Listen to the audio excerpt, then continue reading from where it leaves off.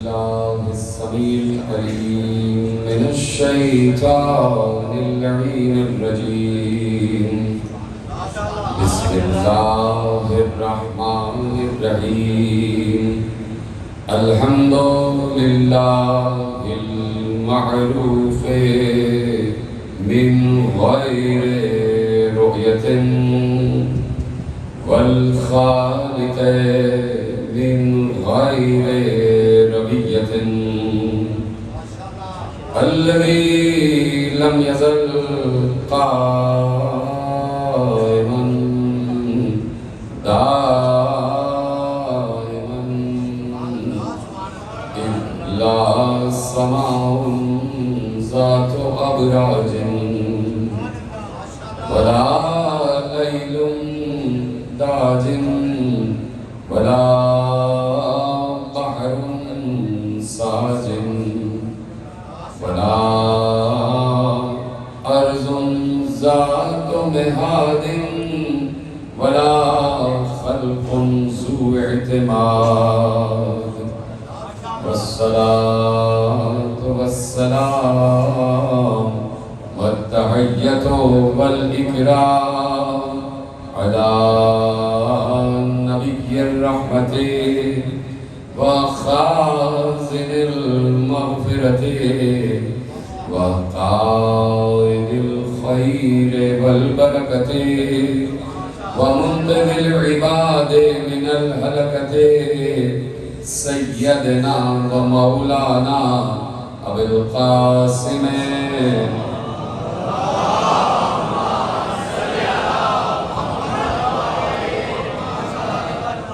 وأهل بيته الطيبين الطاهرين المعصومين المظلومين المنتخبين المنتجبين، الذين أذهب الله عنهم الرجس وطهرهم تطهيرا.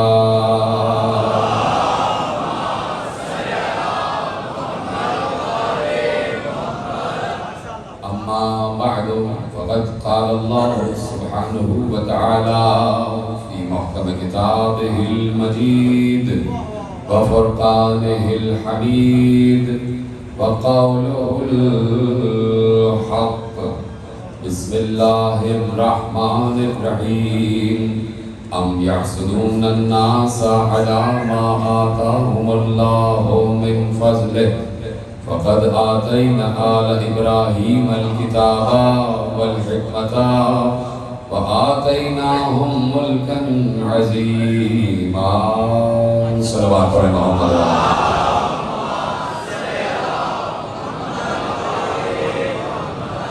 ہم سے مجالس ازا کی حضرات چوتھی مجلس میں شریک ہیں. آل ابراہیم اور ملک عظیم عنوان گفتگو ہے.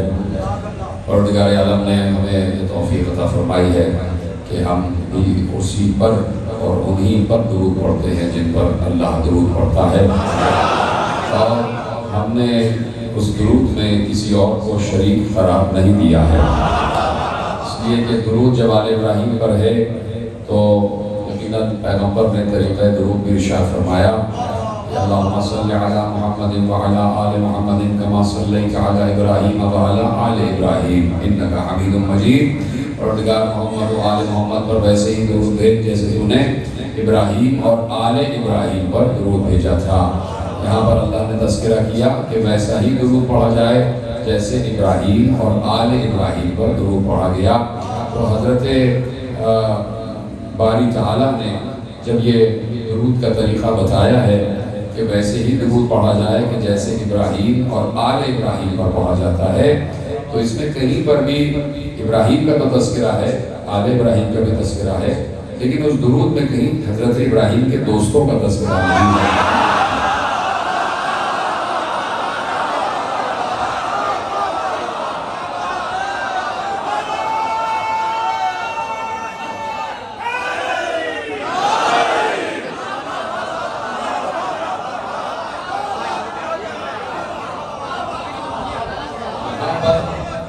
حضرت ابراہیم کو اللہ نے درود کا ملک عظیم عطا فرمایا ہے. یہ ملک عظیم جو ہے یہ درود ہے، اور یہ درود آل ابراہیم کا ملک عظیم ہے۔ اور یہ ملک عظیم اس لیے ہے، یہ درود ملک عظیم اس لیے ہے کہ وہ عظیم جو ہے وہ درود پڑھ رہا ہے، اس لیے یہ ملک عظیم ہے۔ وہ اتنا بڑا عظیم خالق و مالک ہوتے ہوئے، اتنا عظیم ہوتے ہوئے، اتنا صاحب عظمت ہوتے ہوئے، اتنا صاحب رفعت ہوتے ہوئے، اتنا صاحب اقتدار ہوتے ہوئے اسے کیا ضرورت ہے کہ کسی پر درود پڑھے؟ ضرورت نہیں ہے اس کے بعد کسی پر درود پڑھے۔ تو سوچو وہ ہستیاں کتنی عظیم ہیں جن پر وہ عظیم درود پڑھ رہا ہے۔ تو عظیم درود پڑھ رہا ہے تو درود بھی عظیم ہو گیا، اور جن پر پڑھا جا رہا ہے وہ بھی عظیم ہو گئے۔ اب اگر وہ اپنے کو قرآن میں علی العظیم کہہ رہا ہے یا کسی اور علی کو عظیم کہہ رہا ہے تو اس میں پریشانی کی بات نہیں ہونی چاہیے۔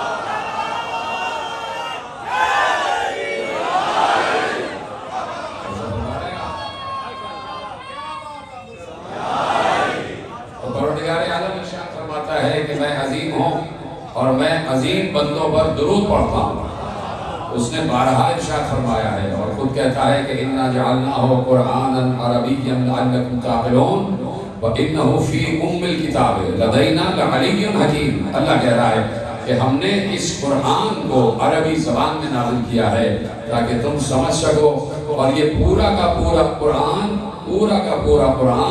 ام الکتاب میں ہے، ام الکتاب میں ہے، یعنی قرآن یقیناً علم خدا ہے، اور یہ پورا علم خدا کسی ام الکتاب میں ہے، یعنی جو کچھ قرآن میں ہے وہ ام الکتاب میں ہے۔ اگر قرآن میں خشکی کا تذکرہ ہے تو ام الکتاب میں ہی خشکی کا تذکرہ ہے۔ اگر قرآن کہتا ہے کہ ہر خشک وتر میرے اندر موجود ہے، اس کا مطلب ہے کہ ہر خشک وتر ام الکتاب میں موجود ہے۔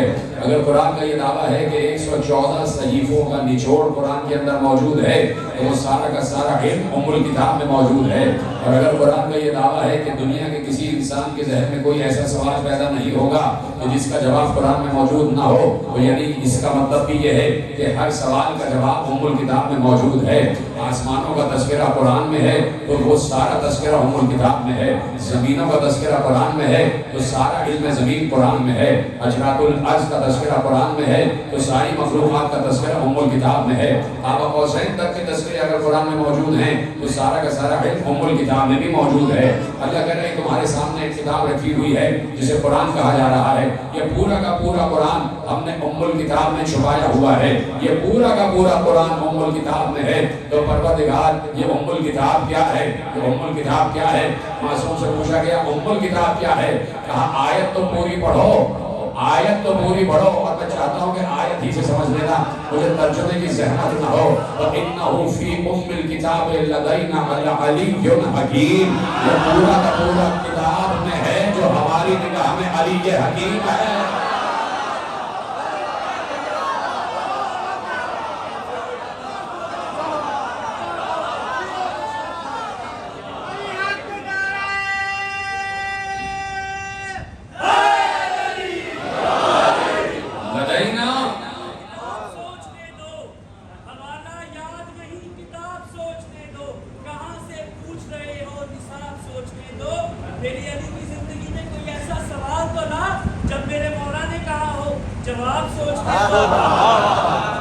لدینا لعلی حکیم، ہماری نگاہ میں وہ علی حکیم ہے۔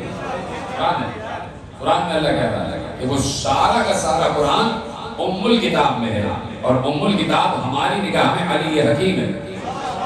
قرآن اور قرآن نے خود ام الکتاب کی تشریح بھی کر دی کہ ام الکتاب ہے کیا ہے. اور اگر کسی کو اس آیت کے ترجمے سے اختلاف ہے تو خود علی اگر کہہ دیں تو اس سے تو کسی کو اختلاف نہیں ہوگا. بچے کو روایت یاد ہے. یہاں تو ہمارے یہاں بچہ شیر خوار ہوتا ہے تو اس کو یہ روایت یاد کرا دی جاتی ہے. یہاں تو بچہ پہلے دن سے یہ روایت یاد کر لیتا ہے اور بزرگی کے آخری لمحوں تک اسے یہ روایت یاد رہتی ہے کہ اگر کسی کو یہ بات معلوم نہ ہو کہ ام الکتاب سے مراد کون ہے اور جو بات کی گئی اس سے کسی کو اختلاف ہو تو وہ علی کی روایت تو یاد ہی ہے. پہلا جملہ کہوں گا آپ سمجھ جائیں گے کہ عبداللہ ابن عباس نے کہا پوری رات گزر گئی قرآن کی تفسیر مکمل نہ ہوئی, فجر کی اذان ہو گئی تو علی نے کہا جو کچھ آسمانی صحیفوں میں ہے وہ سب قرآن میں ہے, جو کچھ قرآن میں ہے بسم اللہ میں ہے, جو بسم اللہ میں ہے وہ با میں ہے, وہی تو بائے بسم اللہ. تو اب جا کے کسی بھی مفسر سے پوچھنا, چاہے کسی بھی مسلک کا ہو, چاہے کسی بھی مشرق کا ہو, کسی بھی فکر سے تعلق رکھتا ہو, اس سے پوچھنا کہ یہ جو 7 آیتیں ہم پڑھتے ہیں نماز کی پہلی اور دوسری رکعت میں انہیں کیا کہا جاتا ہے؟ تو کہے گا سورہ فاتحہ. اس سے پوچھنا کوئی اور نام بھی ہے؟ تو کہے گا ہاں سورہ الحمد. کوئی اور نام بھی ہے؟ تو کہے گا ہاں سبع مثانی. ہم کہیں گے کوئی اور نام بھی تو بتاؤ, سورہ حمد کا کوئی اور نام بھی تو بتاؤ. سورہ حمد بھی بتا دیا, سورہ فاتحہ بھی بتا دیا, سبع مثانی بھی بتا دیا, اب ذرا جو اصل نام ہے وہ تو بتا دو. تو ہر مفسر کو کہنا پڑے گا کہ سورہ فاتحہ کا ایک نام ام الکتاب بھی ہے. یہ ذرا سمجھیں, آدھار کا بہت نہیں سورہ کو سلامت رکھیں. سورہ فاتحہ کا ایک نام ام الکتاب بھی ہے. اللہ کہہ رہا ہے پورا قرآن ہم نے ام الکتاب میں رکھا ہے اور ام الکتاب ہماری نگاہ میں علی ہی تو ہے.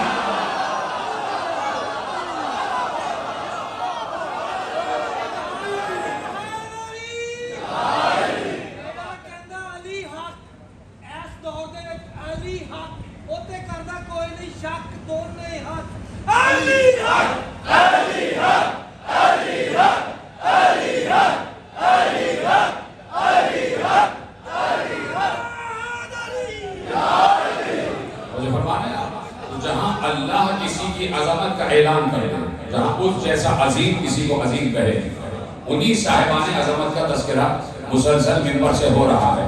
اور یہ منبر پہ ہم نے طے نہیں کیا ہے کہ کس کا ذکر ہوگا. معاف کرے عالم اسلام, ہمیں یہ منبر پر ہم نے نہیں طے کیا ہے کہ کس کا ذکر ہوگا. اگر غدیر نہ ہوتی تو ہم بھی منبر پر ذکر علی نہ کرتے. یہ پیغمبر نے طے کر دیا, یہ پیغمبر نے نصاب منبر بتا دیا. اب علی کا تذکرہ کا مطلب یہ ہے کہ دین کا تذکرہ, اصول کا تذکرہ, فروع کا تذکرہ, توحید کا تذکرہ, عدل کا تذکرہ, نبوت کا تذکرہ, امامت کا تذکرہ, قیامت کا تذکرہ, نماز کا تذکرہ, روزے کا تذکرہ, حج کا تذکرہ, زکوٰۃ کا تذکرہ, جہاد کا تذکرہ, ولایت کا تذکرہ, برات کا تذکرہ, امر کا تذکرہ, نہی کا تذکرہ, حقوق اللہ کا تذکرہ, حقوق العباد کا تذکرہ. یعنی علی کے تذکرے میں سارے تذکرے موجود ہیں اور یہی وہ تذکرہ ہے جو ہر تذکرے کو بقعت عطا کرتا ہے, عظمت عطا کرتا ہے. اور اس لیے اللہ نے کہہ دیا کہ ہم نے آل ابراہیم کو ملک عظیم عطا کر دیا. اب اس لفظ سے عظیم کی عظمت سمجھانا چاہتا ہوں, اور آپ کی اجازت ہو تو گفتگو آگے بڑھائی جائے. اس لفظ عظیم کی عظمت بتانا چاہتا ہوں کہ اللہ نے اس جیسے عظیم نے کہاں کہاں لفظ عظیم استعمال کیا. ایک بار آواز کی سورہ مبارکہ اعراف میں کہ حضرت نوح نے اپنی قوم کو مخاطب کر کے کہا انی اخاف علیکم عذاب یوم عظیم, میں تمہارے لیے یوم عظیم کے عذاب سے ڈرتا ہوں. یعنی قیامت کو یوم عظیم قرار دیا. قیامت اللہ کہہ رہا ہے جو روز محشر ہوگا وہ بڑا عظیم یوم ہوگا. یہ یوم عظیم کیوں ہوگا بھائی؟ ایک طرف عذاب بھی کہہ رہا ہے, ایک طرف عظیم یوم بھی کہہ رہا ہے. تو سمجھو نا اس یوم کی عظمت کو کہ جہاں کچھ عظیم چہرے نظر آ جائیں, یہ طرح سلامت رہیں, جہاں کچھ عظیم وجود نظر آ جائیں. کہا میں ڈرتا ہوں عذاب یوم عظیم سے, قیامت یوم عظیم. اللہ ارشاد فرما رہا ہے اگر اسی مقام پر رک جاؤں 1 گھنٹے کی تقریر قیامت پر کر سکتا ہوں, لیکن مجھے آگے بڑھنا ہے. سورہ مبارکہ اعراف میں کہا کہ میں تمہارے لیے عذاب یوم عظیم سے ڈرتا ہوں. اور آپ سورہ مبارکہ مائدہ میں آواز دی کہ وعد اللہ الذین آمنوا وعملوا الصالحات لهم مغفرۃ واجر عظیم. لیکن کہاں آیتیں ختم ہو رہی ہیں؟ جیسے آیت ختم ہو تو سبحان اللہ ضرور کہیں تاکہ معلوم ہو کہ کہاں کہاں لفظ عظیم استعمال ہو رہا ہے. وعد اللہ الذین آمنوا وعملوا الصالحات لہم مغفرۃ واجر عظیم. اللہ کہہ رہا ہے کہ ہم نے، اچھا ترجمہ ذرا الٹ کے کرتا ہوں، پہلے اگلے حصے کا ترجمہ کرتا ہوں پھر پہلے حصے. اللہ کہہ رہا ہے کہ ان کے لیے ہی مغفرت ہے اور ان کے لیے ہی اجر عظیم ہے. یہاں پر آیت ختم ہو رہی ہے. میں نے دوسرے حصے کا ترجمہ پہلے کیا ہے اور پہلے کا حصہ اب کر رہا ہوں. دوسرا حصہ کیا ہے؟ ان کے لیے ہی مغفرت ہے اور ان کے لیے ہی اجر عظیم ہے. کن کے لیے؟ کن کے لیے پروردگار؟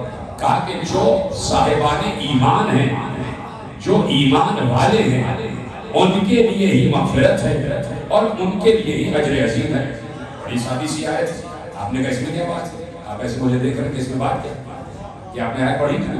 بالکل صحیح بات ہے. آپ نے خاموشی بجائے اس میں ایسی بات کیا ہے؟ یہ بڑی عام سی بات ہے، یہ تو اصول ہے پروردگار. لیکن میں اب آپ کو اپنی طرف متوجہ کرتا ہوں. اللہ کہہ رہا ہے صرف ان کے لیے ہی مغفرت ہے اور صرف ان کے لیے ہی اجر عظیم ہے جو ایمان والے. اچھا پروردگار ایمان والا. اب میں پہلی آیت پڑھوں گا اور آپ پہنچ جائیں گے کہ میں کہنا کیا چاہتا ہوں. اللہ نے ایک بار اپنے نبی کو مخاطب کر کے کہا کہ یہ عرب کے بدو آپ کے پاس آ کے کہتے ہیں کہ ایمان لے آئے. آپ ان سے کہیے کہ تم یہ نہ کہو کہ تم ایمان لائے، تم یہ کہو کہ تم اسلام لائے. ایمان تمہارے دل میں داخل ہی نہیں ہوا. آیت پہنچ گئی سینکڑوں مرتبہ کی سنی ہوئی آیت، اس لیے عربی فن میں نے پڑھائی نہیں، ترجمہ آپ کے حوالے کر دیا. وقالت الاعراب آمنا قل لم تؤمنوا ولكن قولوا اسلمنا ولما يدخل الايمان في قلوبكم. یہ عرب کے بدو آپ کے پاس آ کے کہتے ہیں کہ ہم ایمان لے آئے. آپ ان سے کہیے کہ تم یہ نہ کہو کہ تم ایمان لائے بلکہ تم یہ کہو کہ تم اسلام لائے. ایمان تو تمہارے دل میں داخل ہی نہیں ہوا. یعنی اللہ نے بتا دیا کہ جو زبان سے لا الہ الا اللہ محمد رسول اللہ کہے وہ اسلام والا ہوتا ہے. جب تک یہ لا الہ الا اللہ محمد رسول اللہ اس کے دل میں داخل نہ ہو جائے وہ ایمان والا نہیں کہلاتا. اللہ نے بتا دیا اسلام والا الگ ہوتا ہے، ایمان والا الگ ہوتا ہے. کوئی بھائی پریشان نہ ہو، اس لیے آیت پڑھی ہے کہ اسلام والا الگ ہے، ایمان والا الگ ہے. یہیں سے اللہ نے تفصیل قائم کر دی کہ اسلام والا الگ، ایمان والا الگ. یعنی مسلمان الگ، مومن الگ. مسلمان میں مومن شامل نہیں ہے لیکن مومن میں مسلم شامل ہے. اسلام میں ایمان شامل نہیں ہے لیکن ایمان میں اسلام شامل ہے. اب جو دو عرب یا کوئی بھی عرب آگے کہہ رہا ہے کہ میں ایمان لے آیا، اس نے دو کلمے پڑھ کے آ رہا ہے، اس نے لا الہ الا اللہ اور محمد رسول اللہ کہا، مسلمان ہو گیا اور آگے پیغمبر سے کہہ رہا ہے کہ میں ایمان والا ہو گیا. پیغمبر نے کہا نہیں ایسا نہ کہو. یہ دو کلمے پڑھ کے انسان مسلمان ہوتا ہے. ایمان والا ہونے کے لیے کچھ اور کہنا پڑتا ہے. تو یا رسول اللہ ایمان کیا ہے، ایمان والا کیا ہے؟ تو سینکڑوں مرتبہ یہ بات کہہ چکا کہ پیغمبر سے پوچھو کہ ایمان کیا ہے. پیغمبر نے کہا خندق میں بتا دو دیا تھا کہ ایمان کیا ہے. تم نے ایمان ابھی جا رہا ہے. خندق میں ہم نے ایمان کی تشریح کر دی کہ یہ کل ایمان جا رہا ہے. تو اب خندق سے آج تک ایمان علی ہے، علی ایمان ہے. ایمان علی ہے، علی ایمان ہے. سنی شیعہ سب نے لکھا ہے. اس کے بے پرواہ ہو جائیے، بے فکر ہو جائیے اور اس طرف نہ ہو کہ کہہ دیا کہ ایمان علی ہے، علی ایمان ہے. پیغمبر نے خندق میں تشریح کر دی کہ اب قیامت تک جہاں لفظ ایمان آ جائے اس کے ترجمے میں علی لکھ دینا چاہیے. تو اب جہاں آ رہا ہے یا ایھا الذین آمنوا، اس کا مطلب ہے ایمان والو. ایمان والوں کا مطلب ہے علی والو. ایمان والوں کا مطلب ہے علی والو. اب اللہ کہہ رہا ہے، اب اللہ کہہ رہا ہے ایمان والوں کا مطلب ہے علی والو. اب اللہ کہہ رہا ہے کہ مغفرت بھی ہے، اجر عظیم بھی ہے، لیکن ہے ایمان والوں کے لیے.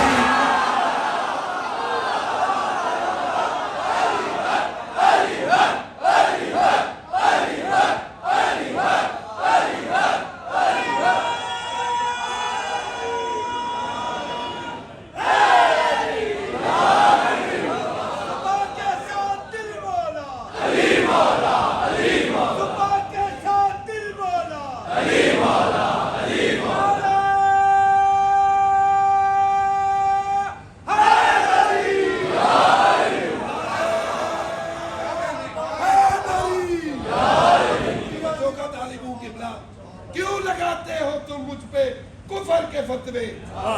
کیوں لگاتے ہو تم مجھ پہ کفر کے فتوے؟ میرا جو علی ہے وہ اللہ کا ولی ہے اور یہ سوچ کے کرتا ہوں در حیدر کو سجدہ. علی نہیں اللہ، اللہ تو علی ہے. اور سوچتا ہوں کہ کیسے علی کی شان لکھوں. اور سوچتا ہوں کہ کیسے علی کی شان لکھوں. ارے میں کوئی خدا ہوں جو دوسرا قرآن لکھوں. ارے حیدری اور جو فرما رہے ہیں جہاں اللہ نے کہہ دیا کہ لہم مغفرۃ و اجر عظیم، مغفرت بھی ان کے لیے ہے اور عظیم اجر بھی ان کے لیے ہے. کہ جو ایمان والے ہیں، اسلام والے ہیں، پروردگار نے کہہ دیا کہ ہے، ہم نے وعدہ کیا ہے، وعدہ اللہ کا ہے، اس لیے خوش ہو جاؤ، کچھ نہیں ہونے والا. اللہ کا وعدہ ہے تو پریشان نہ ہونا. کسی منزل زندگی پر کبھی پریشان ہونا ہی نہیں. اس لیے اس نے وعدہ کیا ہے کہ تم ایک کام کرو، میں اپنا وعدہ پورا کروں گا. تمہارا کام یہ ہے کہ تم علی والا بن کے زندگی گزارنا، باقی میں جانوں یوم محشر جانے. اللہ الذین آمنوا وعملوا الصالحات، ایمان والے اور عمل صالح کرنے والوں سے ہم نے وعدہ کیا ہے کہ انہی کے لیے مغفرت بھی ہے، انہی کے لیے اجر عظیم بھی ہے. اللہ اجر عظیم کہہ رہا ہے تو جس اجر کو اللہ عظیم کہے، کتنا عظیم اجر ہوگا. اور اب سورہ مبارکہ قلم میں آواز دی، سینکڑوں مرتبہ کی سنی بھی آپ کی آیت، آپ کے چہروں میں مسکراہٹ آ جائے گی. اس سورہ مبارکہ قلم نے کہاں پر لفظ عظیم استعمال کیا، اپنے محبوب کو مخاطب کر کے کہا انکا لعلی خلق عظیم. آپ اخلاق کی بلندیوں پر ہیں، آپ کا اخلاق بہت عظیم ہے. وہ عظیم کہہ رہا، اپنے محبوب کو مخاطب کر کے کہہ رہا آپ کا اخلاق بہت عظیم ہے. اتنی بڑی ڈگری دی ہے، انکا لعلی خلق عظیم. آپ کا اخلاق عظیم اخلاق، اتنا عظیم اخلاق کہ پیغمبر کے اخلاق کا آج کا کوئی مقابلہ نہ کر سکا. سلام کرنے میں پہل، چاہے چھوٹا ہو چاہے بڑا ہو، گفتگو کرنے میں نرمی، لہجے میں لطافت، نہ زیادہ تیز آواز سے بولتے ہیں نہ زیادہ کم آواز سے بولتے ہیں.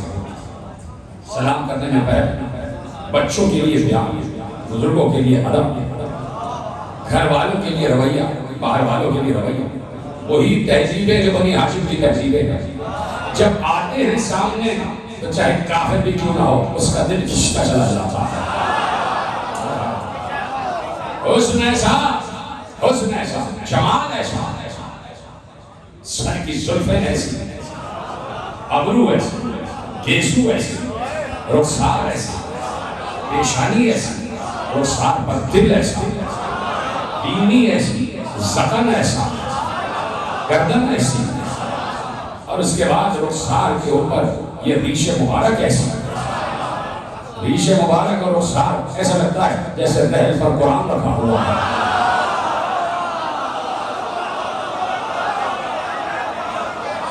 حسن ہے، بات کرتے ہیں تو منہ سے خوشبو آتی، چلتے ہیں تو معلوم ہوتا ہے جیسے کوئی بلندی سے پستی کی طرف آ رہا ہے، چھپ کر چلتے ہیں. متناسب قد ہے، مناسب قد ہے، تیز لہجہ ہے یا کم لہجہ ہے، چلنے میں بھی اعتدال، رکنے میں بھی اعتدال. حسن ایسا کہ بلال حبشی کو کہنا پڑا کہ میں اس نبی کے بارے میں کیا کہوں کہ جس کا حسن دیکھ کر کلمہ پڑھنے کا دل چاہتا ہے.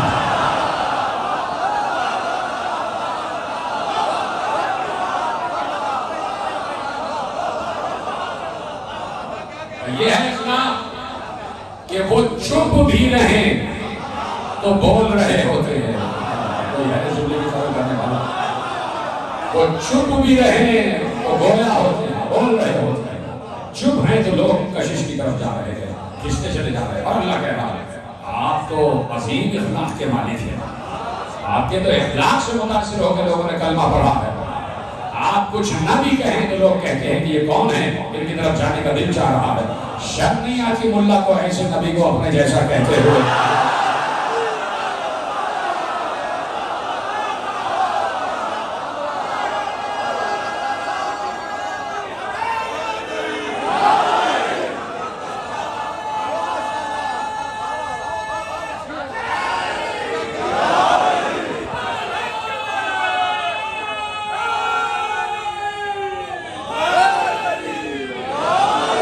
اتنا عظیم نبی، اتنا صاحب خلق نبی، اتنا بڑا صاحب اخلاق نبی، تو فخر ہونا چاہیے امت مسلمہ کو کہ ہم اس کی امت میں ہیں.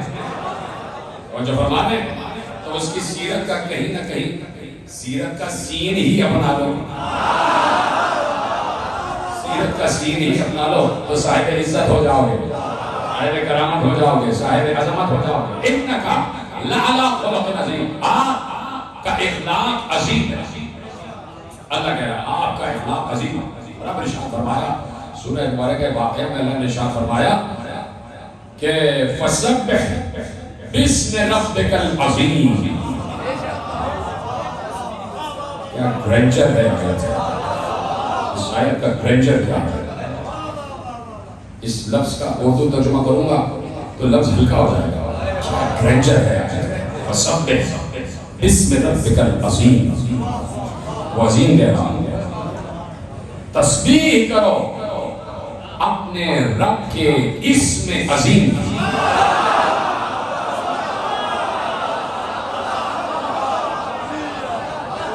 فسبح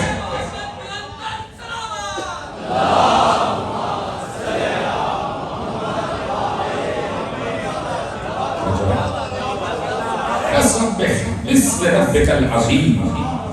بس تسبیح کرو اپنے رب کے, اپنے رب کی تسبیح نہیں,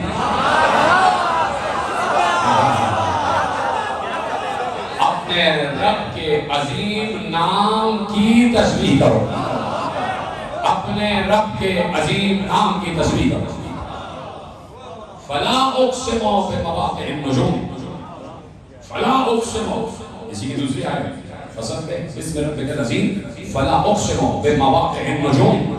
مجھے قسم ہے ان گھروں کی جن گھروں میں ستارے اترتے ہیں.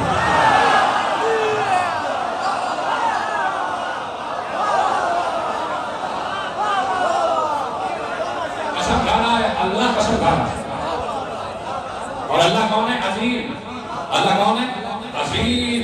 عظیم اللہ قسم کھانا ہے کہ فلا اقسم بمواقع النجوم, مجھے ان مواقع کی قسم, ان گھروں کی قسم کہ جہاں پر ستارے اترتے ہیں.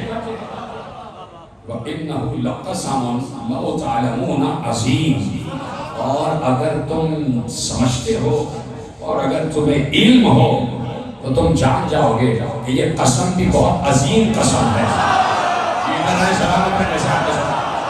قرآن کے ترجمے میں آپ نے داد دیا, میں آپ کو داد دے رہا ہوں. وَإِنَّهُ لَقَسَمٌ لَوْ تَعْلَمُونَ عَظِيمٌ. اگر تمہیں علم ہو, یعنی جاہل اس قسم کو سمجھ نہیں سکا, اگر تمہارے پاس علم ہے تو یہ قسم بہت عظیم قسم ہے. کون سی قسم؟ کہ جہاں ستارے اتر رہے ہیں ان گھروں کی قسم. یہ گھروں کی قسم جو ہم نے کھائی ہے یہ قسم بھی بہت عظیم قسم ہے.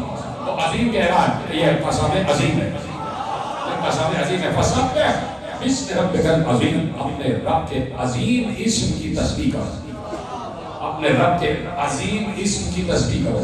یا اللہ یہ تسبیح کب کی جائے, کون سا موقع ہے, کس موقع پر کی جائے؟ تو کہا بسم اللہ الرحمن الرحیم سبح اسم ربک الاعلی الذی خلق فسوى والذی قدر فہدى والذی اخرج المرعى فجعله غثاء احوا سنقرئك فلا تنسى الا ما شاء الله انه يعلم الجهر وما يخفى ونيسرك لليسرى فذكر ان نفعت الذكرى سيذكر من يخشى ويتجنبها الاشقى الذي يصلى النار الكبرى ثم لا يموت فيها ولا يحيا قد افلح من تزكى وذكر اسم ربه فصلى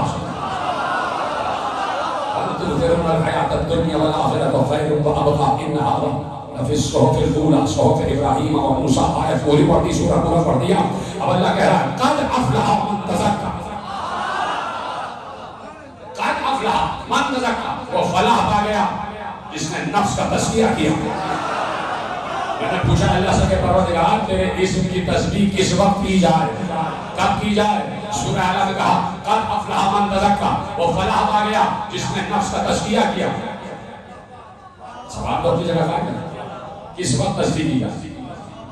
قد افلح من تزکا وذکر اسم ربہ فصلی.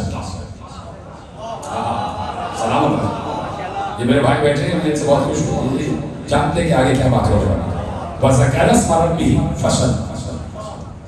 کس وقت تسبیح کی جائے؟ اور پہلے تو اپنے نفس کا تزکیہ،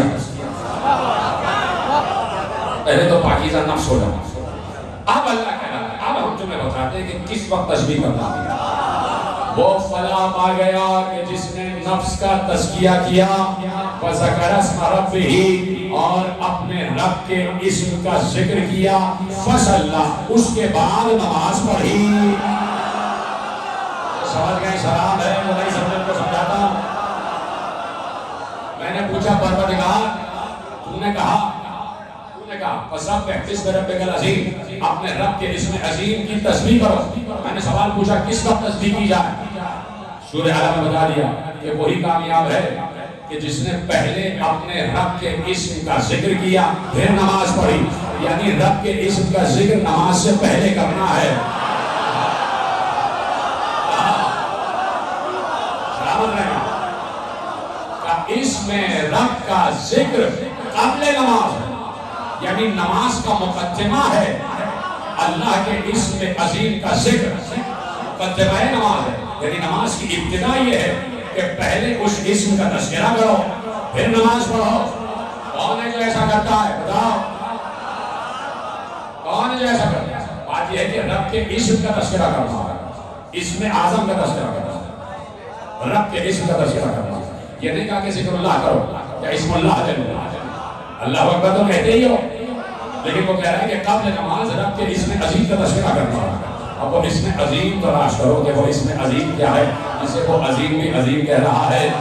چاہو تو پوری تقریر کر دوں، چاہو تو 4 مصرے آپ کے حوالے کروں کہ علامہ نجم افندی نے کہا کہ میں تولا سے عبادت کا بھرم رکھتا ہوں، درد دل سوز جگر دیدہ نم رکھتا ہوں، دل کی قوت کے لیے ذکر خدا سے پہلے یا علی کہہ کے مصلی کا نام رکھتا ہوں.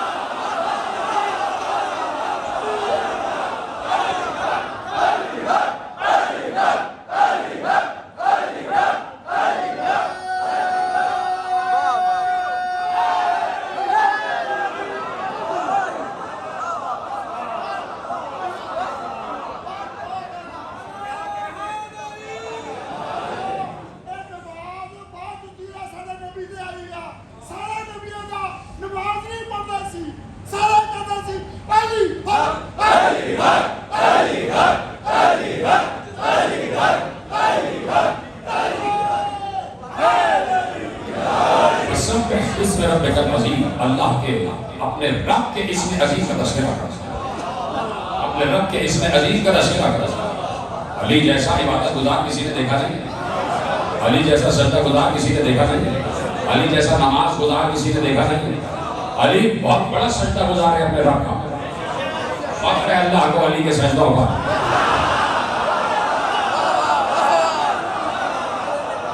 فخر ہے خدا کو علی کے سجدوں کا. پیشانی علی جھکاتا ہے، وہ فخر و ناز کرتا ہے کہ دیکھو یہ ہوتا ہے علی. اس کو کہتے ہیں بلند، اس کو کہتے ہیں معراج. جب علی سجدہ کر سکتا ہے تو 1000 رکعت نماز پڑھتے ہیں علی. 1000 رکعت نماز راتوں کو واجب پڑھ کے آ جاتے ہیں اور اس کے بعد پوری رات 1000 رکعت نماز علی پڑھتے ہیں. ہر رکعت میں 2 سجدے، یعنی واجب نماز کے بعد 2000 سجدے علی کے، اس علی کے، اس علی کے پاس جاتے ہیں. 2000 سجدے. علی علی کہنا بھی اتنا آسان کام نہیں ہے دوستوں. میں دوسروں کو کہتا ہوں کہ اللہ اللہ کہنا اتنا آسان نہیں ہے، علی علی کہنا بھی اتنا آسان نہیں ہے. علی کوئی معمولی ہستی کا نام نہیں ہے. علی کو سمجھیں، ہر ایرا غیرہ بھی علی کو سمجھ نہیں سکتا. جسے خود اپنی خبر نہ ہو اسے علی کی خبر کیا ہو.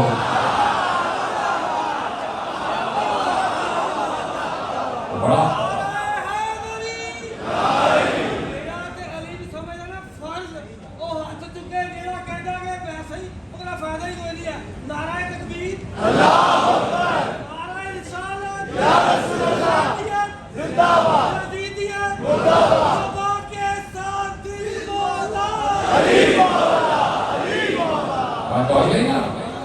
پہلی آیت میں نے پڑھی انی اخاف علیکم عذاب یوم عظیم. سنتے چلے جائیں سورہ اعراف.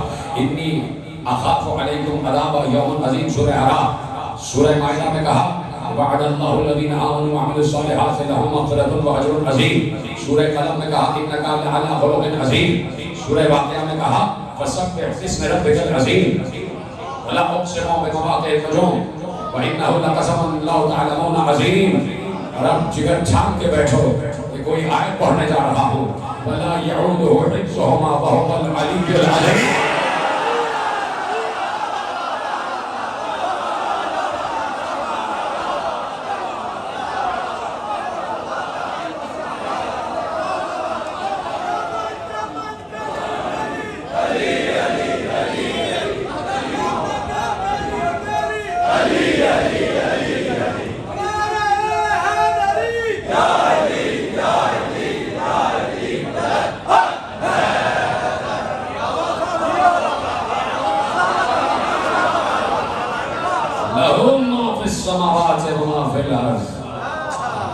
آسمان اور زمین اسی کے لیے تو ہیں.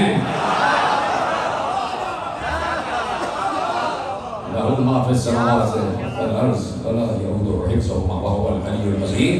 بس وہی علی العظیم ہے, وہی حفاظت پر مامور ہے. اور یہ آیت ہے, پہلی آیت پڑھی انی اخاف علیکم عذاب یوم عظیم. دوسری آیت پڑھی وعد اللہ الذین آمنوا وعملوا الصالحات لهم مغفرۃ واجر عظیم.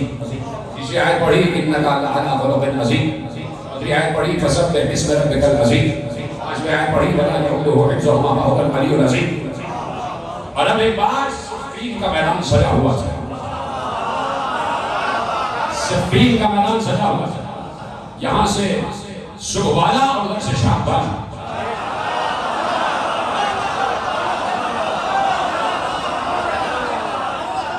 ادھر سے پہلوان آتا, ادھر سے علی اپنا نمائندہ بھیجتے, جاؤ اس کے مقابلے میں جاؤ, اس کے مقابلے میں جاؤ. جا رہے تھے, آ رہے تھے, کٹ کر کے وہاں سے مار کے بھگائے جا رہے تھے, اور علی والے فتحیاب ہو کر آ رہے تھے. ادھر سے باری آتی تم جاؤ, ادھر سے باری آتی تم جاؤ. اب ادھر سے ایک پہلوان آیا, بڑا تنوش کا مالک, بڑا قوی الجثہ, بڑا گوشت کا پہاڑ, گھوڑے پہ بیٹھا, گھوڑے پہ بوجھ بن گیا. تھوڑا بھی بددعا دے رہا ہوگا. اس کے گلے میں ایک تعویذ لٹکا ہوا تھا, ایک تختی لٹکی ہوئی تھی, اور اس تختی پہ کچھ لکھا ہوا تھا, اور وہ چمک رہی تھی. سورج کی شعاعیں آتی تھی تو وہ چمکتی تھی. ایسے میں وہ آیا, اور ادھر سے میرے مولا علی کے دوست مقاتل بن سلیمان کے جانے کی باری تھی.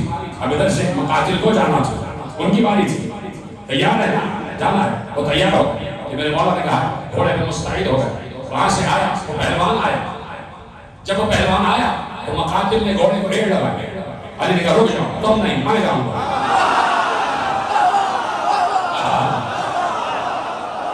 روک دیا علی نے, ذات ختم کو روک لیا, حالانکہ باری اسی کی تھی. علی نے کہا رک جاؤ, میں جاؤں. وجہ کیا تھی, کیوں جا رہے ہیں علی, سنیں گے, خوش ہو جائیں گے. وہاں سے جو پہلوان آ رہا تھا وہ قرآن کی آیت پڑھتا ہوا آ رہا تھا کہ اما یتساءلون عن النبأ العظیم. میرے حبیب, یہ آپ سے خبر عظیم کے بارے میں پوچھتے ہیں, یہ آپ سے پوچھتے ہیں کہ وہ عظیم خبر کیا ہے. وہ وہاں سے پڑھتا ہوا رہا ہے اما یتساءلون, سورہ نبأ کی آیت, اما یتساءلون عن النبأ العظیم. اے حبیب, یہ آپ سے پوچھتے ہیں کہ وہ عظیم خبر کیا ہے, عظیم خبر کیا ہے. جیسے علی نے سنا کہ یہ سورہ نبأ کی آیت پڑھ کے آ رہا ہے کہ اما یتساءلون عن النبأ العظیم, ایک بار ابن سلیمان کو کہا رک جاؤ, اس کے مقابلے میں میں جاؤں گا. وہ وہاں سے آیتیں پڑھتا ہوا آیا, آگے رکا. ادھر سے علی آگے بڑھے, اور اس نے کہا, علی نے کہا پھر آیت پڑھ. اس نے پھر آیت پڑھی. آیت کا مطلب بھی پتا ہے, آیت پوچھ رہی ہے کہ یہ آپ سے پوچھتے ہیں کہ وہ خبر عظیم کون ہے. تجھے پتا نہیں ہے وہ خبر عظیم ہے.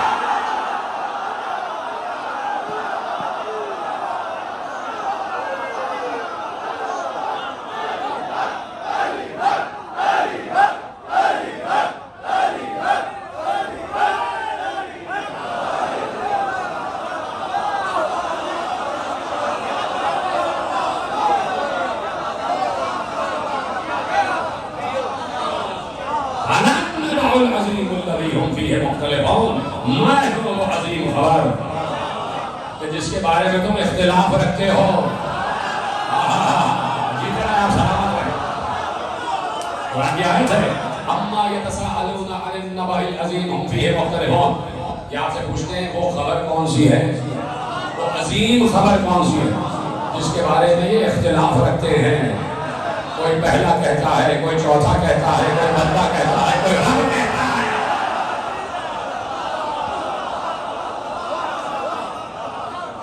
میں ہوں وہ خبر عظیم، میں ہوں اننبہ العظیم، میں ہوں عظیم خبر۔ علی نے سارے جھگڑے ختم کر دیے، ساری تفسیر ایک لفظ میں ادا کرنا کہ خبر عظیم میں ہوں۔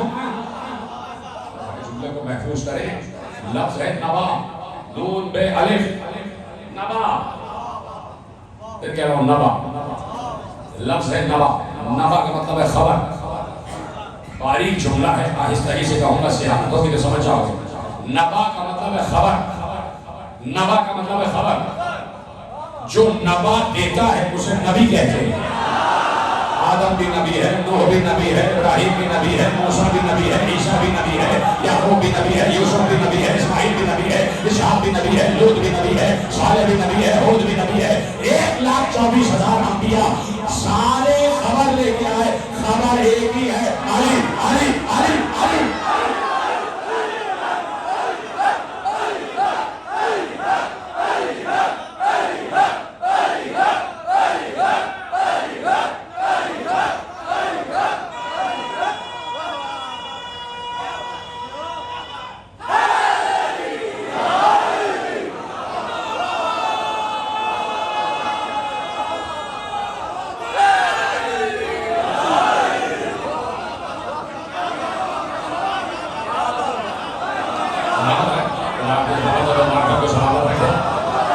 آپ کی نسلوں میں منتقل ہو جائے محبت تمہارے توجہ فرمائے۔ انا النبأ العظیم، میں ہوں عظیم خبر۔ علی کہہ رہا ہے میں ہوں عظیم خبر۔ اور علی کون ہے؟ لسان صدق علی۔ سورہ مریم میں کہہ دیا ہم نے آخرین میں ایک سچی زبان رکھی ہے جس کا نام علی ہے۔ سچی زبان، لسان صدق بالآخرین بھی ہے، اور پھر کہا لسان صدق علی۔ وہ سچی زبان جو آخری میں ہے وہ بڑی علی زبان ہے، بڑی بلند زبان ہے، نام ہی زبان کا علی ہے۔ زبان اس کی ہے لیکن کہلاتی ہماری زبان ہے۔ تو سچا ہے نا علی، سچے رسول کا سچا وسیع۔ اتنا بڑا سچا کوئی سچی خبر دے تو اس سے کسی کو اختلاف تو نہیں ہونا چاہیے۔ علی کہہ رہے ہیں میں ہوں نبا۔ تو جو انبیاء نبا لے کے آئے ہیں تو یہی عظیم نبا ہے، یہی عظیم نبا ہے۔ اور علی کہہ رہے ہیں وہ یہ جملہ نہ کہتا کہ اگر علی نے جملہ نہ کہا ہوتا، خود علی نے ممبر سے کہا، بچپن سے آپ نے لفظ سنا ہوا ہے کہ پیغمبر کا وسیع کہہ رہا ہے، ممبر سلومی پر بیٹھ کر کہہ رہا ہے، اور اپنے چاہنے والوں کی آنکھ سے آنکھ ملا کر کہہ رہا ہے، اور ایسے انداز میں کہہ رہا ہے کہ جہاں سے ساری دلائل ملتے چلے جا رہے ہیں، استدلال قائم ہوتا چلا جا رہا ہے، روایت درایت میں ڈھلتی چلی جا رہی ہے، تفسیر تعبیر میں تبدیل ہوتی چلی جا رہی ہے، کہ جہاں علی نے کہا نصرت الانبیاء سرا ونصرت محمدا جہرا، میں تو ہر نبی کے ساتھ بھی رہا ہوں چھپ کر، محمد کے ساتھ تو ظاہر ہو کر میں نے ہر نبی کی مدد کی ہے، اور مصطفیٰ کی مدد میں نے ظاہر ہو کر کی ہے۔ تو ہر دور میں یہ خبر موجود رہی ہے، بے خبروں کا ہم کیا علاج کر سکتے ہیں؟ بے خبروں کا ہمارے پاس کوئی علاج نہیں۔ جو سن کر بھی نہ سنے، جو سن کر بھی نہ سنے، اسی لیے اللہ نے کہہ دیا تھا صمّ بکمٌ عمي، آئیے گونگے بھی ہیں، بہرے بھی ہیں، اندھے بھی ہیں، گونگے بھی ہیں، بہرے بھی ہیں، اندھے بھی ہیں۔ تو جہاں علی نہیں ہے وہاں بے سماعتی ہے، وہاں بے بصارتی ہے، وہاں گونگا پن ہے۔ اب جہاں پر یہ تینوں صفتیں نظر آ جاتی ہیں، سمجھ لینا علی نہیں ہے۔ قرآن کو دیکھ کر پڑھنے سے بینائی تیز ہوتی ہے، قرآن کو دیکھ کر پڑھنے سے بینائی تیز ہوتی ہے، قرآن کو دیکھ کر پڑھنے سے بینائی تیز ہوتی ہے۔ تو سمجھ گیا، تو سمجھ گیا۔ جس کی بینائی تیز نہیں ہو رہی یا ہے ہی نہیں، اس کا علاج ہمارے پاس قرآن کے پاس علاج موجود ہے۔ میں نے ابھی اشرف عرض کیا کہ قرآن نے کلیہ دیا ہے، کلیہ قرآن نے بڑا محکم فارمولہ دے دیا۔ کلیہ کہتے ہیں کہ وہ نظریہ کہ جس سے ہٹا نہ جا سکے، جس کو تبدیل نہ کیا جا سکے.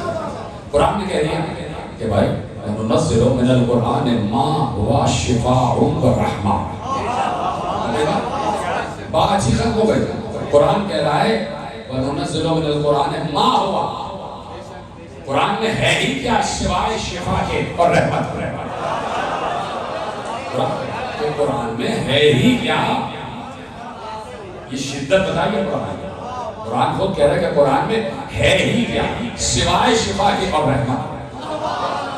شفا کا مطلب کیا؟ جب بیمار ہوتے ہو تو شفا چاہیے، تو قرآن کہہ رہا ہے شفا ہمارے پاس موجود ہے. شفا موجود ہے، دوا موجود ہے. یعنی ہر مرض کا علاج ہے قرآن، ہر درد نادوا کا علاج ہے قرآن. تو کیوں جاتے ہیں لوگ اسپتال، کیوں جاتے ہیں لوگ کلینک؟ اور پھر امت مسلمہ قرآن کی ٹھیکیدار، قرآن کی وارث اپنے کو کہتے ہیں. قرآن ہمارے سینوں میں محفوظ ہے اور ہمارے حافظوں میں محفوظ ہے. حافظان قرآن ہمارے یہاں ہر جگہ آپ کو چلتے پھرتے دکھائی دیتے ہیں، ماشاءاللہ، خدا کا شکر. تو ہمارے سینوں میں بھی قرآن ہے، ہمارے ذہنوں میں بھی قرآن ہے، ہمارے گھروں میں بھی قرآن ہے. یعنی پورا ایک الہی ہسپتال ہمارے گھر میں رکھا.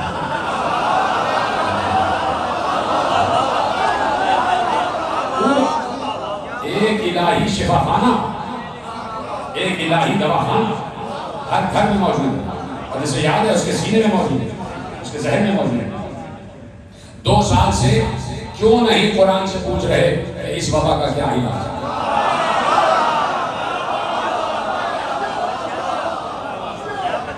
کیوں نہیں پوچھ رہے قرآن سے؟ کیوں نہیں قرآن سے متصل ہو رہا ہے؟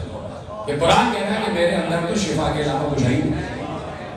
تو اگر میں بالکل آزادی دے کر آپ سے اور آپ سے مراد جہاں پر بھی آواز آئے گی، آزادی کے ساتھ آزادی ہے، سب کو آزادی ہے، جواب دینے میں آزادی ہے، ہاں کہو نہ کہو. اگر میں یہ کہوں کہ دنیا کی ہر بیماری کا علاج قرآن میں ہے تو ہاں کہیں گے یا نہ؟ ہاں، سب کا جواب ہاں ہوگا. اس لیے قرآن کہہ رہے کہ میرے اندر شفا موجود ہے. جب دنیا کی ہر بیماری کا علاج قرآن میں موجود ہے تو یہ اس وبا کا علاج کیوں نہیں آ رہا؟ کیوں یہ ٹیکے اور کیوں یہ ویکسینیشن اور یہ اور وہ یہ سب؟ 2 سال ہو گئے. جس دن پہلے دن کیس آئے گا قرآن کھول کے بیٹھ جاتے، یہ رائے یہ رائے. کیوں نہیں قرآن سے علاج ڈھونڈ پا رہے؟ اپنی بات نہیں کر رہے، ہم نے تو آپ نے تو ہمیں ایک طرف رکھ دیا.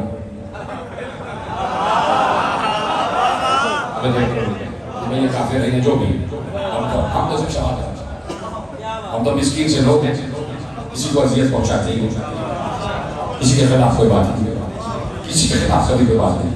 اور جب ہم بولتے تھے تو لوگ ناراض ہوتے تھے، یہ بڑا مسئلہ.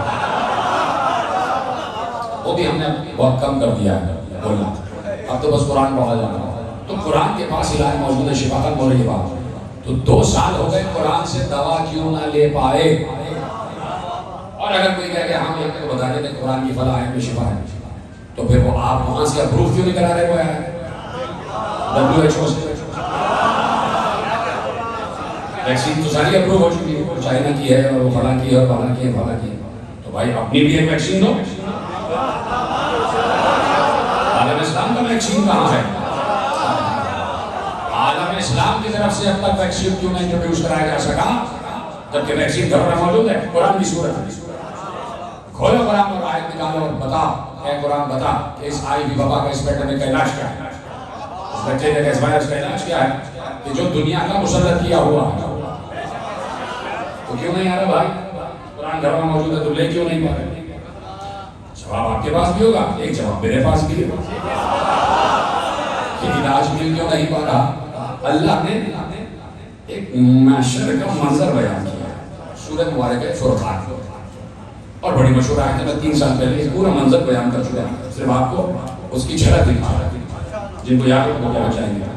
اللہ سورہ فرقان میں کہہ رہا ہے کہ یوم، اس دن یعنی قیامت کے دن، یعز الظالم علی یدیہ یقول یا لیتنی اتخذت مع الرسول سبیلا یا ویلتی لیتنی لم اتخذ فلانا خلیلا لقد اضلنی عن الذکر بعد اذ جاءنی وکان الشیطان للانسان خذولا وقال الرسول یا رب ان قوم اتخذوا هذا القرآن مهجورا. اللہ نے کہا محشر میں ایک ظالم کو سب دیکھیں گے، وہ ظالم ہوگا، سب دیکھ رہے ہیں، وہ ظالم اپنے ہاتھوں کو دانتوں سے کاٹ رہا ہے، اپنے ہاتھوں کو دانتوں سے کاٹ رہا ہے، پچھتا رہا، اور پچھتا کے کہہ رہا ہوگا کاش میرے دنیا میں رسول کا راستہ اپنایا ہوتا، اور اے کاش میں نے فلانے کو اپنا دوست نہ بنایا ہوتا۔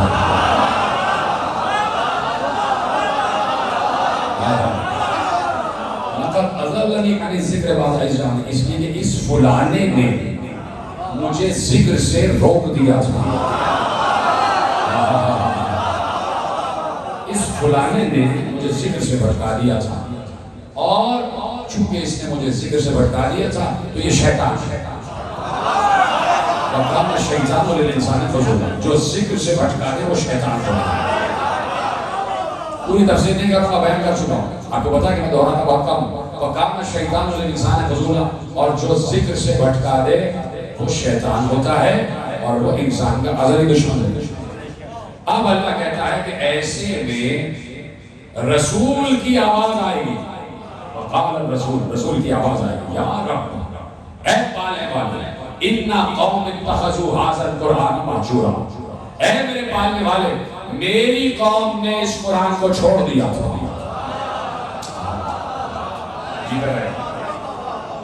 رسول کہیں گے محشر میں، اے پالنے والے، میری قوم نے، رسول کی قوم ہے کون سی؟ مسلمان نا، رسول کہہ رہے ہیں مسلمانوں نے، یعنی میری قوم نے، میری امت نے قرآن کو چھوڑا۔ پیچھے صاحب رسول کہہ رہے ہیں قرآن کو چھوڑ دیا تھا۔ اب ذرا دورہ تو کریں، ہر گھر میں کم از کم 5 قرآن موجود ہیں، ہر ماہ رمضان میں کم از کم 10 قرآن ختم کیے جاتے ہیں، اور ہر مسجد میں باقاعدہ قرآن کی تلاوت ہوتی ہے، تراویح پڑھی جاتی ہے، ماشاءاللہ ہر مسجد میں قرآن پورا پڑھا جا رہا ہے، مسلسل قرآن، مدرسوں کی تعداد بڑھ رہی ہے، اس کا مطلب ہے حافظان قرآن کی تعداد بڑھ رہی ہے۔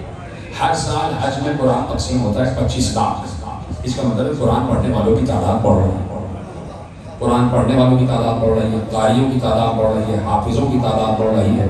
گھر سے بیٹی جا رہے ہیں، قرآن کے سائے میں بے رہی ہے، کوئی سفر میں جا رہا ہے، قرآن کے سائے میں اس کو رخصت کر رہی ہے، کوئی بیمار ہو رہا ہے، قرآن کی ہوا دی جا رہی ہے، تعویذ قرآن کی آیتیں بنا کر تعویذ کے طور پر پہنایا جا رہا ہے، ہر وقت قرآن، اٹھتے ہوئے قرآن، بیٹھتے ہوئے قرآن، کھاتے ہوئے قرآن، پیتے ہوئے قرآن، رمضان میں قرآن، ہر مہینے میں قرآن، ہر مقام پر قرآن، ہر مسجد میں قرآن، ہر محراب میں قرآن، ہر منبر پر قرآن، ہر مسلمان کے دل میں قرآن، ہر مسلمان کے ذہن میں قرآن، ہر مسلمان کی آنکھوں میں قرآن ہے۔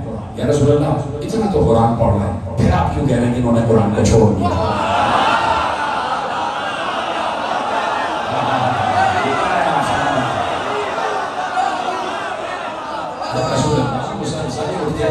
سوتے جاتے کھاتے پیتے چلتے پھرتے یہ مسلسل قرآن کی تلاوت کر رہے ہیں، قرآن ہے چلتے ہیں، قرآن یاد ہے، قرآن کی تلاوت کرتے ہوئے آیتوں کو دہراتے ہوئے جاتے ہیں۔ تو یا رسول اللہ ہاتھ جوڑ کر کہہ رہا ہوں کہ آپ یہ محشر میں کیوں کہہ رہے ہیں کہ میری قوم نے قرآن کو چھوڑ دیا تھا؟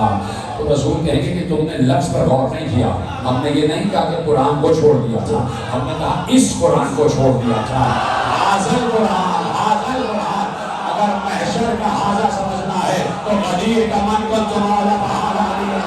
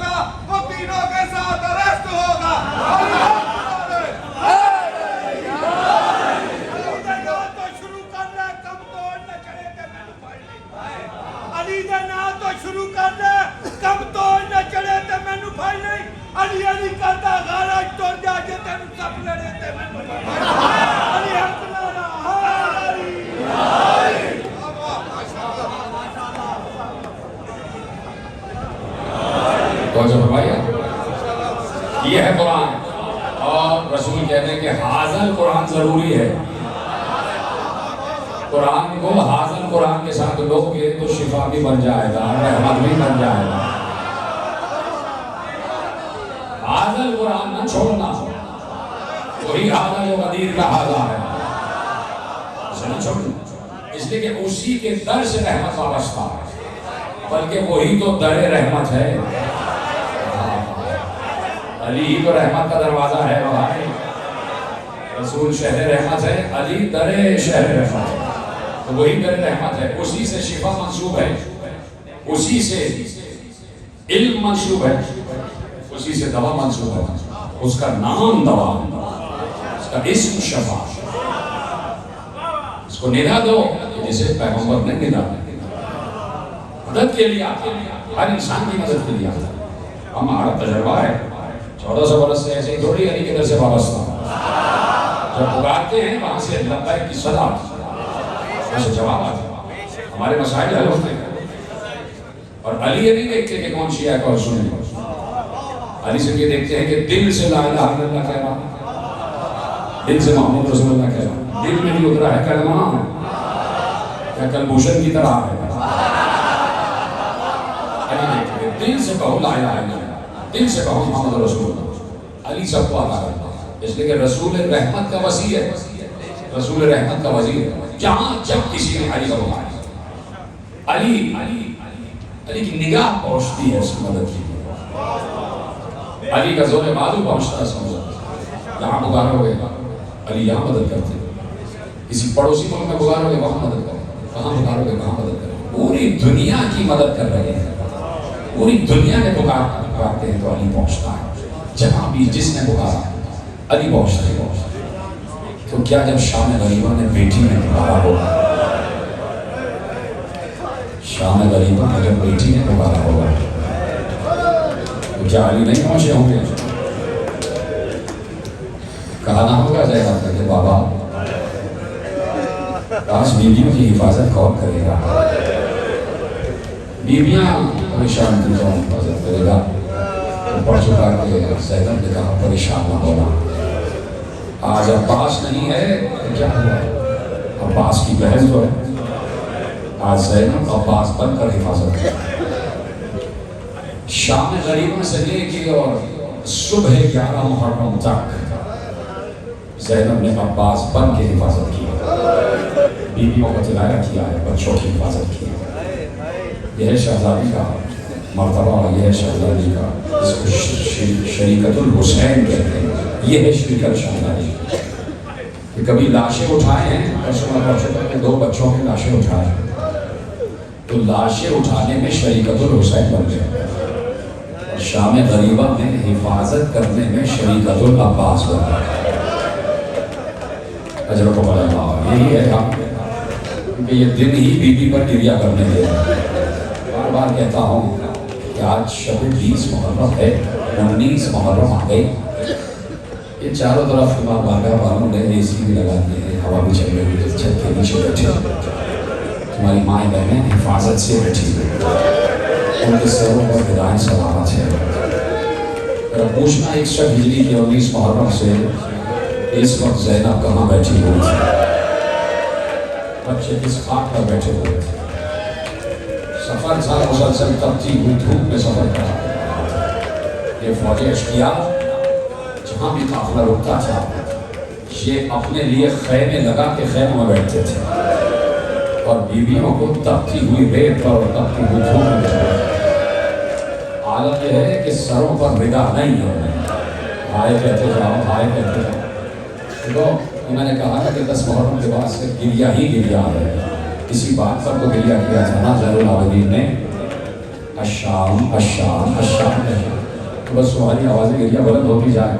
میں نے منظر پیش کر دیا کہ خود تو بیٹھ رہے ہیں خیموں کی چھاؤں میں, خود صاحبان کی چھاؤں میں بیٹھے ہوئے ہیں, لیکن اہل عرب کو تپتی ہوئی دھوپ میں بٹھایا جاتا تھا. نکلا ہے قافلہ, اور جب پہنچا ہے دربار ابن زیاد میں, تو راستے میں کیسی صعوبتیں برداشت کی ہیں یہ آل محمد ہی جانتے ہیں. اس جملے کی حساسیت کو سمجھنا, یہ جملہ سینکڑوں مرتبہ کا سنا ہوا ہے, لیکن آج پھر سوچ لینا کہ جس شہر میں کبھی زینب شہزادی بن کے داخل ہوتی تھی،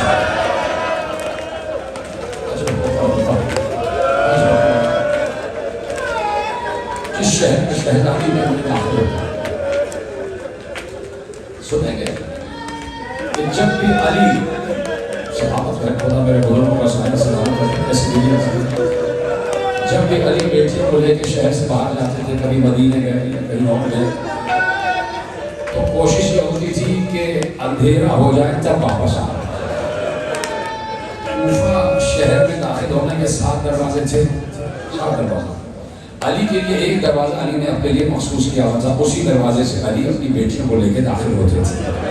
وہ دروازہ بالکل مسجد کوفہ سے قریب تھا، اور مسجد کوفہ سے قریب بیت علی ہے، علی کا گھر علی ہے، بیچ میں دارالمنارہ ہے اور ادھر بیت علی ہے، علی اسی دروازے سے داخل ہوتے تھے۔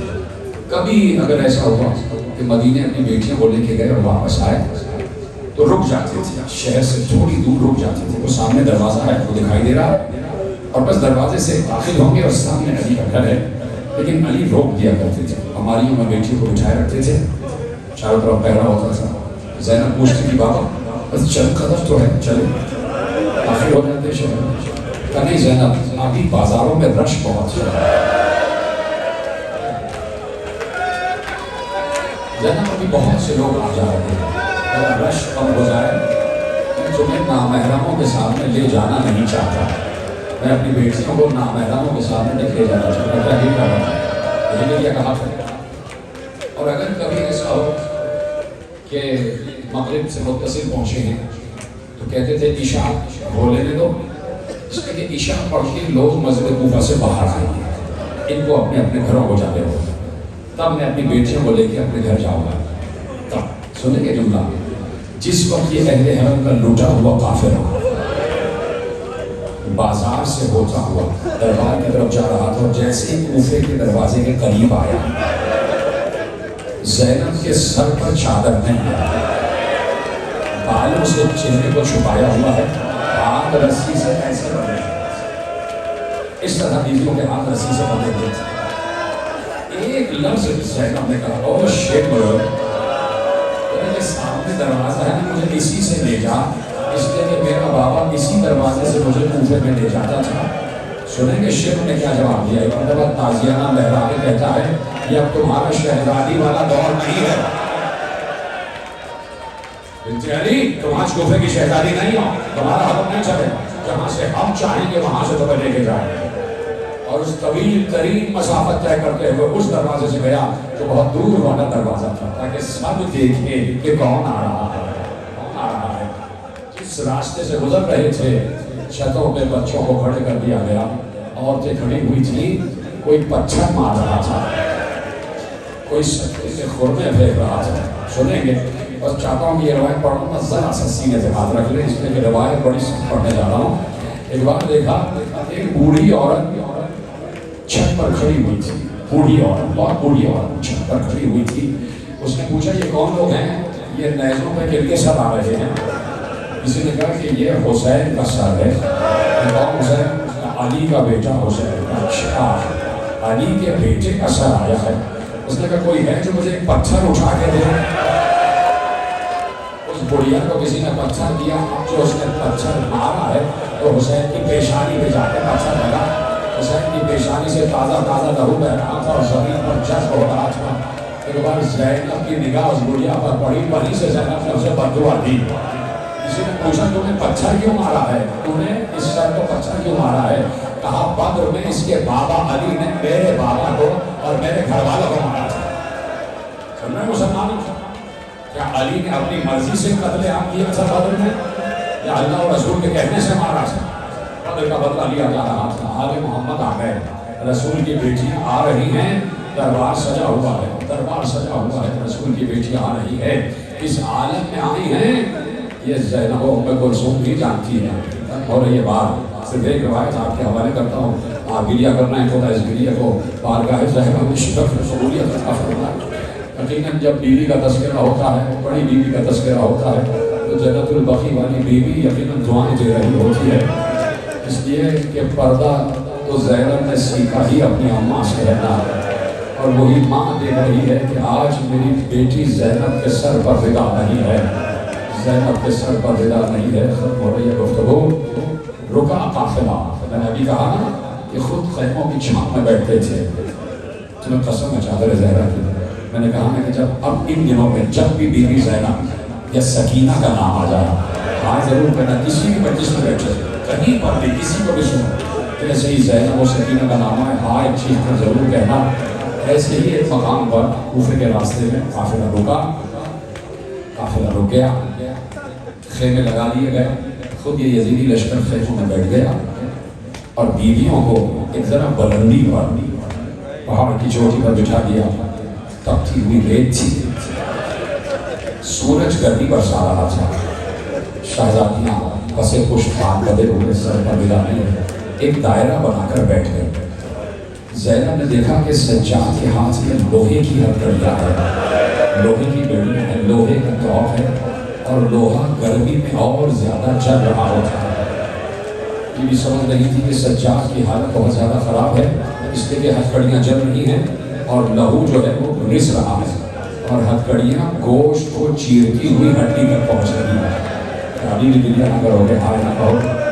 زینب نے دیکھا کہ سجاد کی حالت بہت خراب ہے۔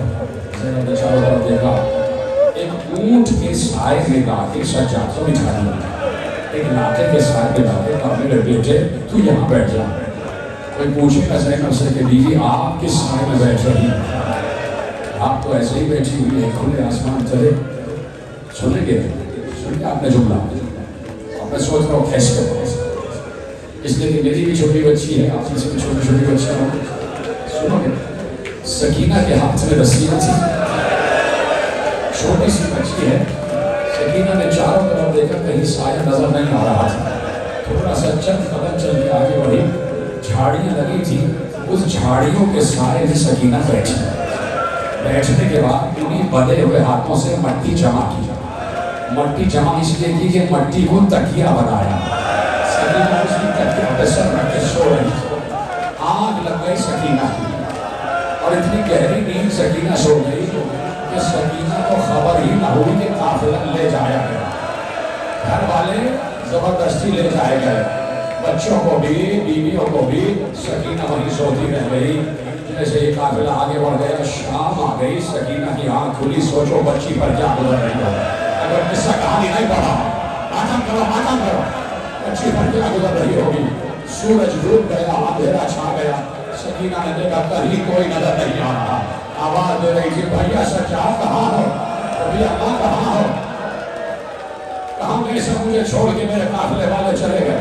کبھی بچی ادھر جا رہی تھی، کبھی بچی ادھر جا رہی تھی، بچی کو راستہ دکھائی نہیں دے رہا تھا۔ جیسے جیسے رات بھیگ رہی تھی، اندھیرا بڑھتا جا رہا تھا، سکینہ آواز دے رہی تھی، بابا، اماں، بھوبی اماں، بھیا سجاد، کوئی ہے جو میری خبر لے؟ اجرکم اللہ، اجرکم اللہ۔ ادھر قافلہ آگے بڑھتے بڑھتے ایک بار جس نیزے پر حسین کا سر تھا، وہ نیزہ چلتے چلتے زمین میں گڑ گیا۔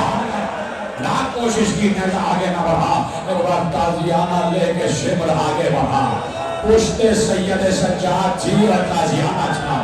تازیانہ مار مار کے کہنے لگا کہ تمہارے بابا کا سر آگے کیوں نہیں بڑھ رہا؟ تم لوگوں کا جادو ختم نہیں ہو رہا؟ یہ سر حسین آگے کیوں نہیں بڑھتا؟ کہا رک جا تازیانہ نہ مار، مجھے اجازت دے کہ میں بابا سے خود پوچھوں۔ سر حسین کے نزدیک آئے، نیزے کے نیچے کھڑے ہو گئے اور ایک بار رو کر کہا، بابا اب مجھ سے تازیانے کھائے نہیں جاتے، بابا اب مجھ سے تازیانے نہیں کھائے جاتے۔ بابا آپ کے آگے نہ بڑھنے کا کیا سبب ہے؟ کہا سجاد سکینہ پیچھے رہ گئی ہے، جب تک سکینہ ساتھ نہیں آئے گی میں آگے نہیں بڑھوں گا۔ ایک بار کہا بھوبی اماں سکینہ کو تلاش کرے، ادھر سے زینب پڑھی، ادھر سے سجاد پڑھے۔ زینب قافلے کے پیچھے پیچھے آتی گئی، جہاں جہاں کرنے قافلہ نظر آئی زینب آواز دیتی ہوئی، سکینہ کہاں ہو؟ اے میری لاڈلی کہاں ہو؟ اے میرے بھائی کی یادگار کہاں ہو؟ سکینہ آواز دو۔ زینب آواز دیتے دیتے آگے بڑھی۔ زینب کا کلیجہ شک ہو گیا، اس نے دیکھا ایک سیاہ نقاب میں بیوی بیٹھی ہوئی ہے، کالی چادر میں ملبوس بیوی بیٹھی ہے، اس کی گود میں سکینہ سو رہی ہے، اور بیوی سکینہ کو تھپک تھپک کر سنا رہی ہے، اس کے بالوں پر شکریہ تمہارا اے بیوی، یہاں تو کوئی ہمیں سلام بھی نہیں کرتا، تم نے ہماری امانت کی حفاظت کی ہے۔ آگے بڑھی، سکینہ کو گود میں اٹھایا اور زینب نے کہا ہم بہت غریب ہو چکے ہیں، تمہیں کچھ دے نہیں سکتے، لیکن یہ بات ہے کہ ہم شافع محشر کے گھر والے ہیں، اپنا نام بتا دو تاکہ محشر میں تمہاری شفاعت کرے۔ ایک بار اس بیوی نے چہرے سے چادر ہٹائی، کہا زینب ماں کو نہ پہچانا، اگر میں تیری ماں زینب، تو کیا سمجھ رہی ہے کہ تو تنہا جا رہی ہے؟ جا جا تو ہے یہ دکھیاری ماں،